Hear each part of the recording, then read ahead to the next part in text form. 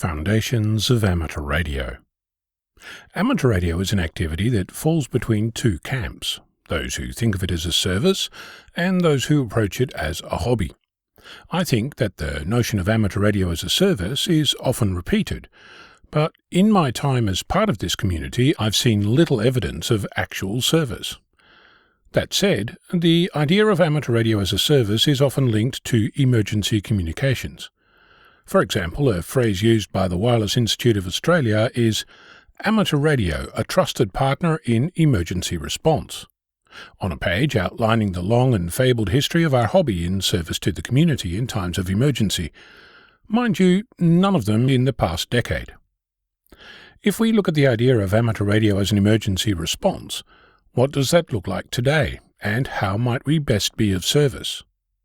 The question that prompted this discussion centered around the best mode to use for emergency communications, and was presented in the context of a tool that links HF radio with email. But is that really the best way to communicate in an emergency?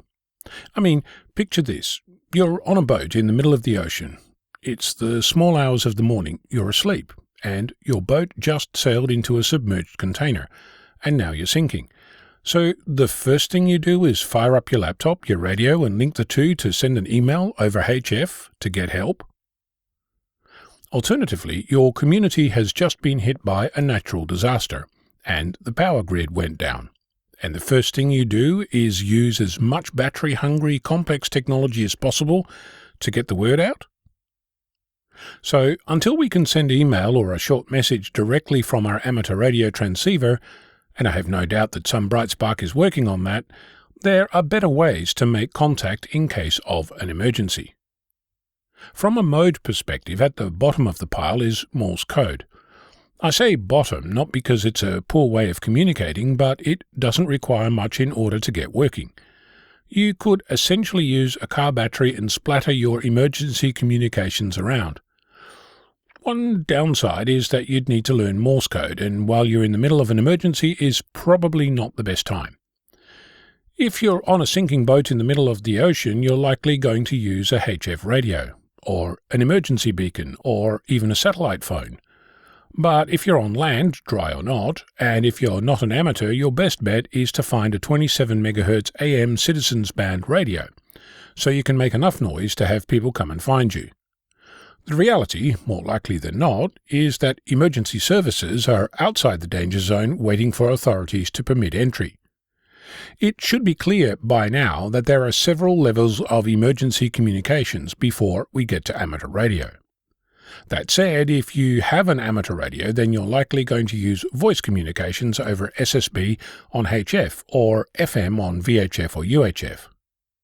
Now, you might ask about communications going the other way, from outside the emergency zone, where power and sunshine are plentiful, where you can use a computer without issues.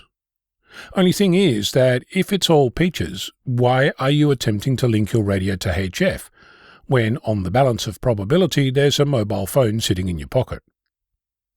A couple of months ago, there was a 12-hour network outage at one of the two main telephone networks affecting nearly 40% of the population of Australia. It was recently revealed that during that time almost 2,700 people could not call emergency services on either their mobile or landline, let alone use the internet. You could argue that this is an actual emergency. But is amateur radio really the vehicle for making contact? I mean, you're trying to call emergency services, your phone isn't working, so rather than use a telephone on another network, you go and find your nearest radio amateur and ask them to call for an ambulance on their HF radio? Where does this leave us? In my opinion, the notion that your shack is going to be used for emergency response is fanciful. That's not to say that there isn't a place for radio amateurs. Far from it. If you really want to be of service, learn how to operate your radio well. Make a plan to work through if you hear a distress call while you monitor emergency HF frequencies.